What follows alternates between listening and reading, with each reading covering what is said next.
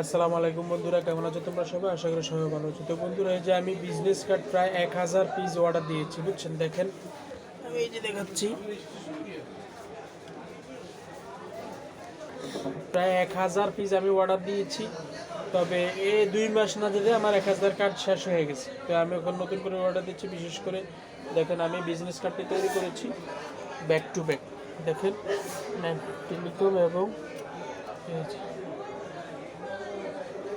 Back to back যদি বিশ্বাস করেন আমার প্রায় 700 টাকা নিয়েছে। এর আগে 650 টাকা নিয়েছিল, এখন প্রায় 700 টাকা। দেখেন 1000 পিস কার্ড আমি ব্যাক টু ব্যাক অর্ডার দিয়েছি। আর দোনো পাশে দেওয়ার উদ্দেশ্য হলো, এক পাশে আমার খালি কেনই বা থাকবে, আমার টাকা খরচ হলে হবে।